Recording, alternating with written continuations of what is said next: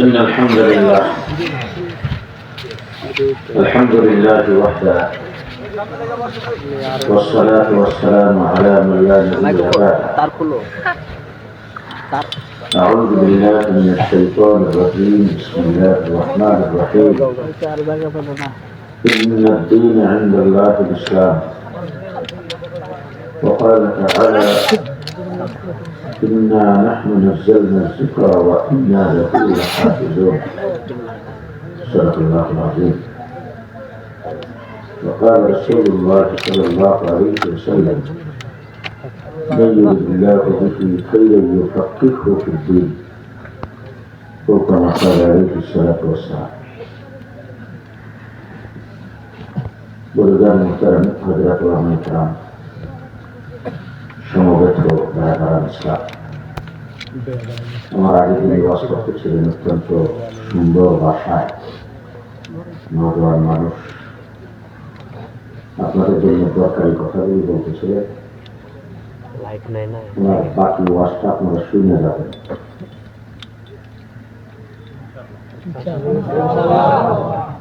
ইনশাআল্লাহ কোশ্চেন প্রসিজন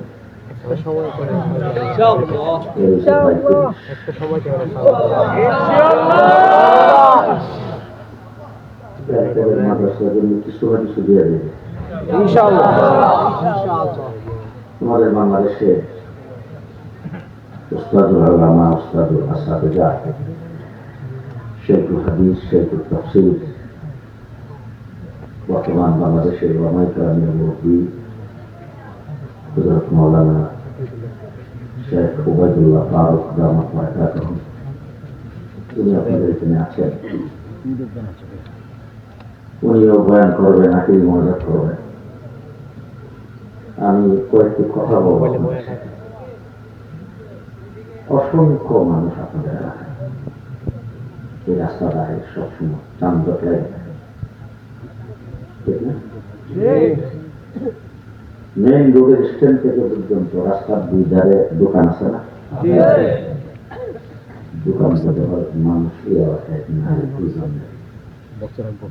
মানুষ বেশি, এই কারণে মানুষ বেশি, এই জন্য দোকান বেশি, মানুষ বেশি, এই জন্য রিক্সা বেশি, মানুষ বেশি, এই জন্য মোটরসাইকেল বেশি।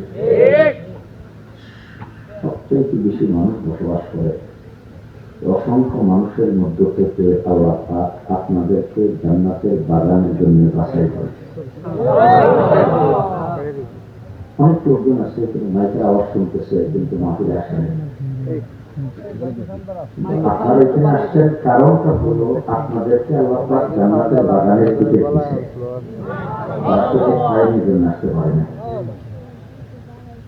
সর্বপ্রথম আপনাদের জিজ্ঞেস করতে চাই, আমরা সবাই মুসলমান,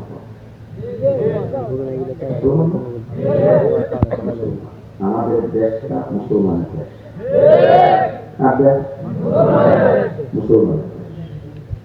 খুব ভালো করে বুঝবেন, দেশটা মুসলমানের দেশ। এই দেশ 800 বছর পর্যন্ত মুসলমান শাসন করেছিল। এরপরে দেশটা ইংরেজ দখল করেছে। ইংরেজ ছিলেন তো ব্রিটিশ। আমাদের দেশ যখন ইংরেজ দখল করেছে, ঠিক আরেকটা দেশ পৃথিবীর ইউরোপে, স্পেন, ওইটাও 800 বছর পর্যন্ত মুসলমানের শাসন ছিল। তারপরে ইংরেজ দখল করেছে। স্পেন কে দখল করেছে? ইংরেজ। আমাদের দেশটা দখল করেছে কে? ইংরেজ। একই নাম, একই ক্ষমতা, একই শক্তি, একই বাহিনী। স্পেন দখল করেছে, আমাদের দেশও দখল করেছে। কথা বলে আমার সাথে, আমাদের দেশও দখল করেছে, ঠিক না? এবার আসেন দিকে ইতিহাস ভালো করে খুঁজে দেখবেন। স্পেন ইংরেজ দখল করার পরে স্পেনের জমিনে একজন মুসলমান রাখেন। গোটা স্পেনের জমিনে একটা মসজিদ নেই। গোটা স্পেনে এক কপি কোরআন শরীফ নেই। মুসলমানদের বিশাল বড় বড় লাইব্রেরি ছিল, মুসলমানদের কিতাবাদি, মুসলমানদের ফিকহ, তাফসীর, হাদিস, এই সব লাইব্রেরি যাবতীয় সবকিছুকে ধ্বংস করার জন্য আলাদা মন্ত্রণালয় কায়েম করেছেন এবং সেই মন্ত্রণালয়ের মাধ্যমে 55 বৎসরে সমস্ত মুসলমানদের লাইব্রেরির বই কিতাব যা আছে সব আগুন দিয়ে জ্বালাইয়া পানিতে পাড়ায় শেষ করেছে। কিচ্ছু নেই, একটা মসজিদ নেই, একজন মুসলমান নাই, এক কপি কোরআন শরীফ নেই। স্পেনের জঙ্গি কোথাও আঘাত হয় না, স্পেনের জঙ্গি কোথাও শেষ দাঁত হয় না। কে দখল করেছেন? ইংরেজ দখল করে ওখান থেকে মসজিদ বিদায়, মাদ্রাসা বিদায়, মুসলমান বিদায়, কোরআন, আল্লাহর নাম বিদায়। এবার আসেন 2 নম্বর।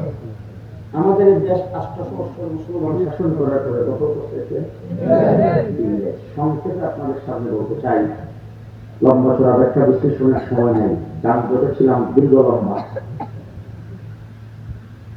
যেই শক্তি, যেই ক্ষমতাধর, যেই রাষ্ট্র স্পেন দখল করে সেখান থেকে ইসলাম, কোরআন, মুসলমানকে বিদায় করেছেন, তারাই আমাদের দেশ দখল করে 200 বছর চেষ্টা করো আমাদের জমিন থেকে একদিনের জন্য আল্লাহর নাম বিদায় করতে পারে না ইসলাম।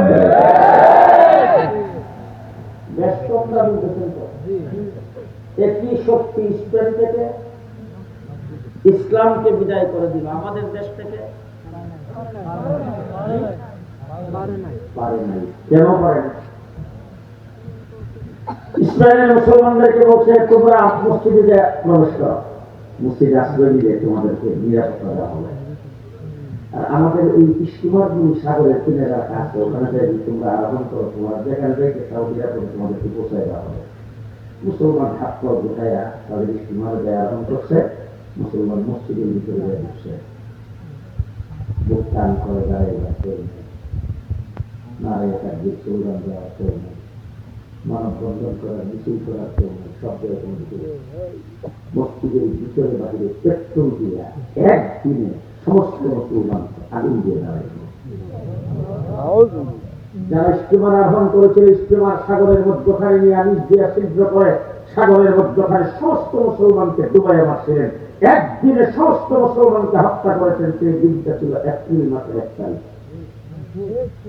এরপর থেকে ইংরেজরা ব্রিটিশ এই দিনটাকে মুসলমানদেরকে ধোঁকা দেওয়ার দিন এপ্রিল ফুল হিসাবে পালন করে। আমার দেশের কলেজ ইউনিভার্সিটিতে করে মুসলমানের বাচ্চারা এরাও পালন করে। আপনাদেরকে বুঝাতে অসুবিধা লাগে না। এই স্পেন দখল করে ওখান থেকে মুসলমান বিদায় করেছিল, আমাদের দেশ দখল করে ইসলাম বিদায় করতে পারে নাই। এই দেশের নেতার অভাব ছিল না, লিডারের অভাব ছিল না, সভাপতি সেক্রেটারির অভাব ছিল না, উচ্চ শিক্ষিত ব্যক্তির অভাব ছিল না। কোন ব্যক্তি ইংরেজের বিরুদ্ধে শব্দ করার সাহস পাই যায়। সর্বপ্রথম ইংরেজের বিরুদ্ধে যিনি মুক্তান করে দাঁড়িয়েছেন তিনি হলেন একজন মৌলবী, তার নাম শাহ আব্দুল মুহাদ্দিস দেহলভী রাহমাতুল্লাহ। দিল্লির জাল মসজিদের মিম্বর থেকে তিনি হুঙ্কার দিয়ে বলেছেন, ভারত ভারত হয়ে গেছে, এই ভারতবর্ষের মুসলমানরা তোমরা কোথায়, কে কোথায় আছো জানো, যার যত শক্তি আছে তাই দিয়ে ইংরেজকে বিদায় করার জন্য, দেশকে মুক্ত করার জন্য, মুক্তিযুদ্ধ করা লাগবে। এরপরে এই দেশের উপর আমরা ইসলাম 200 বছর লড়াই করেছে। একটা রাষ্ট্র ইসলামকে বিদায় করেছেন, মাদ্রাসা ভেঙে দিয়েছেন, মসজিদকে ভেঙে দিয়েছেন, ইমাম সাহেব সেখান থেকে বেরিয়ে করে চলে যাচ্ছেন, করে বেড়া যাচ্ছেন, সেখানে মুশকিল চাউকে গায়ে মাদ্রাসা কায়েম করেছেন, মক্তব কায়েম করেছেন, মানুষের নামাজের ব্যবস্থা করেছেন, আযানের ব্যবস্থা করেছেন, মানুষকে কোরআন শিক্ষা দেওয়ার ব্যবস্থা করেছেন, মক্তব কায়েম করে ইসলামকে জিন্দা রেখেছেন। পর্যন্ত বুঝছেন তো? এবার কি বুঝে আসছে আপনাদের বলছে দেশটা 1 নম্বর। 2 নম্বর আরেকটা, এ কথাটা আমার শেষ। আমরা জাতীয় বাঙালি, আমাদের ভাষা কি? আমাদের ভাষা বাংলা। আচ্ছা বলি, আমাদের পাশের জায়গা আছে পশ্চিমবঙ্গ, কলকাতা, ওদের ভাষা কি? বাংলা। এরা জাতীয় কি?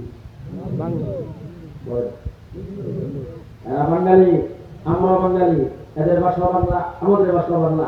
এই জন্য তসলিম নাসরিন বলছিল, এপারা বাংলা ওপারা বাংলা, ঘরের উড়ায় দেয়।